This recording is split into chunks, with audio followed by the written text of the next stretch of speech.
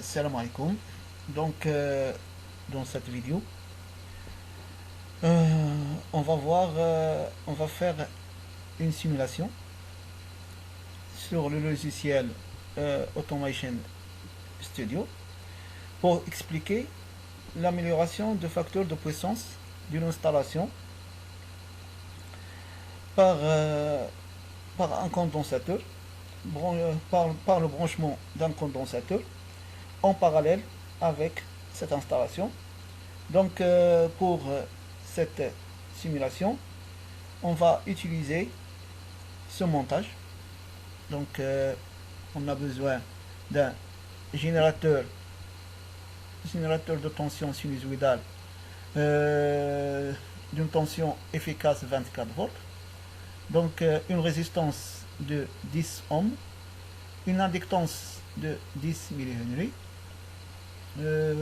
un condensateur de 1000 microfarads. Donc, on a besoin aussi des appareils de mesure, des ampèremètres pour mesurer les différentes intensités de courant. Ici, on a un ampèremètre pour mesurer le courant total de l'installation. Ici, on va utiliser un wattmètre. On a vu qu'un wattmètre a 4 bornes. Donc, deux bornes qui se branchent en série. On a ici comme si on a un ampèremètre. Ici, on va brancher ces deux bornes en série. Et les deux autres bornes, on va se brancher en parallèle. C'est comme si on a ici un voltmètre. Et on va utiliser aussi un appareil de mesure pour mesurer le facteur de puissance, je veux dire un cosinus-mètre. Ce cosinus-mètre se branche comme un wattmètre. Et on a besoin aussi de deux interrupteurs pour débrancher l'inductance et le condensateur. Donc, dans le premier cas, on va laisser les deux interrupteurs ouverts et on va brancher seulement la résistance et mesurer les différentes grandeurs. Donc, on va simuler. Donc, ici on a seulement la résistance qui est branchée aux bornes du générateur d'alimentation et on mesure un courant efficace total de 2,4 ampères, une puissance active consommée par la résistance de 57,3 watts et donc on va noter ces résultats. Donc déjà noté ici 2,4, oui, la résistance 2,4, la puissance 57,3 et le facteur de puissance ici, facteur de puissance donné par le cosinus mètre, c'est 1 puisqu'on a une résistance et là on sait que le déphasage pour une résistance c'est 0 puisque le courant qui circule à travers la résistance il est en phase avec la tension au bord de la résistance. Donc maintenant on va fermer ce interrupteur. Donc si on ferme l'interrupteur, on va brancher l'inductance en parallèle avec la résistance, en parallèle avec le générateur de tension. Donc maintenant l'ampèremètre nous donne un courant efficace est égal à 8 ampères. Donc le courant a augmenté et le wattmètre mesure une puissance active de 58,2. Le cosinus mètre mesure un facteur de puissance de 0,305. Donc la remarque, c'est que la puissance active reste pratiquement constante, donc à peu près constante, mais le courant a quadruplé, donc presque quadruplé. Donc ici, on va noter, oui, donc oui, ici 8 ampères, 50, oui, la puissance est 58,2 et le facteur de puissance 0,305.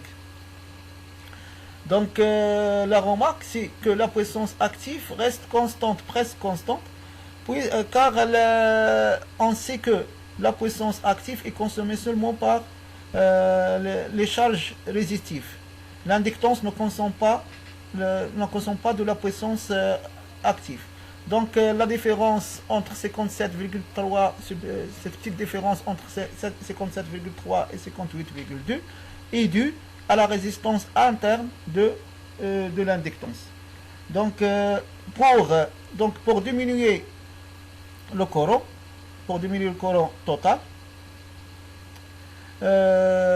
causé par l'inductance, on va brancher un condensateur en parallèle avec l'installation, c'est-à-dire on va fermer ce interrupteur. Donc on va voir l'influence de ce condensateur. Donc on ferme l'interrupteur. Donc maintenant le courant a devenu égal à 2,6 ampères. Donc le courant avec le condensateur, c'est-à-dire avec une charge résistive, inductive, capacitive, est égale à 2,6 ampères. La puissance active, c'est 59,1, c'est-à-dire la puissance active est pratiquement constante, puisque le condensateur aussi ne consomme pas de puissance active. C'est seulement la résistance qui consomme de la puissance réactive. Donc on va noter ça. Donc circuit RLC, le courant 2,6, la puissance donc la puissance active c'est 59,1.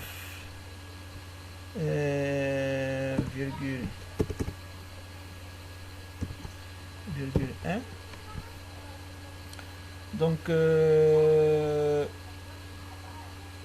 facteur de puissance, on a augmenté le facteur de puissance. Le facteur de puissance est devenu égal à 0,935. Donc qu'est-ce qu'on remarque? On remarque que lorsqu'on branche un condensateur en parallèle avec une charge inductive, ce condensateur diminue le courant absorbé et augmente le facteur de puissance. On dit que le condensateur améliore le facteur de puissance. Donc on va expliquer ça avec le triangle des puissances. Donc ici on a un triangle des puissances. Donc envers la puissance active, c'est-à-dire la puissance active consommée par la résistance, pratiquement elle doit rester constante.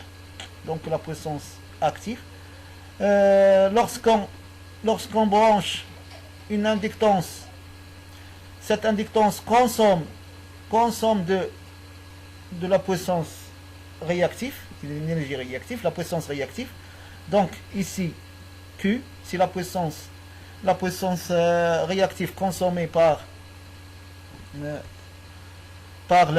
l'inductance.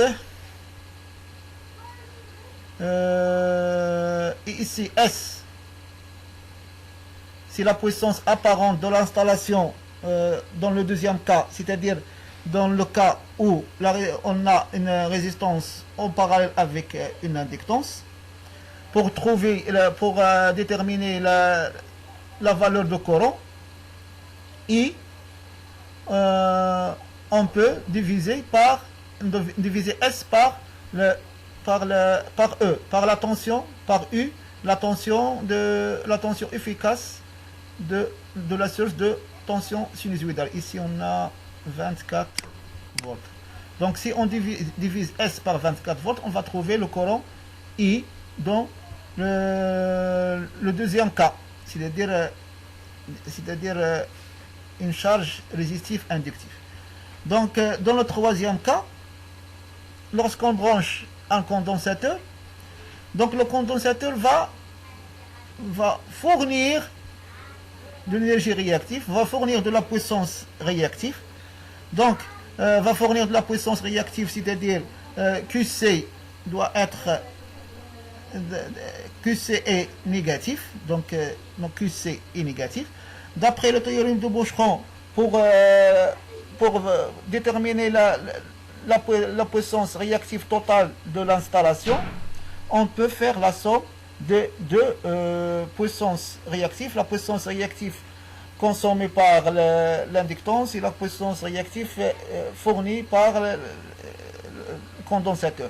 Donc, puisque la puissance réactive du condensateur est négative, donc Q plus QC va nous donner QF, c'est la puissance réactive de l'installation dans le troisième cas, c'est-à-dire dans le cas où on a une résistance en parallèle avec une inductance, en parallèle avec un condensateur. Donc ici c'est SF, c'est-à-dire la puissance apparente dans le troisième cas. D'après le théorème de puissance, on a ici la puissance active qui est constante, et ici QF, donc la puissance apparente dans le troisième cas de l'installation, c'est SF. Donc pour déterminer le courant total, dans le courant total qui traverse l'installation de le troisième cas, il se fait de diviser SF par la tension efficace. La tension efficace 24 volts. Donc le courant de le deuxième cas, c'est S sur 24 volts. De le troisième cas, c'est SF sur 24 volts. Puisque on a ici la puissance apparente S est supérieure à la puissance apparente dans le troisième cas SF, on aura logiquement un courant total dans le deuxième cas aura un courant total dans le deuxième cas supérieur au courant total dans le troisième cas. Donc c'est ça le principe de l'amélioration du facteur de puissance par un condensateur. Donc merci pour votre attention et wassalamu alaikum.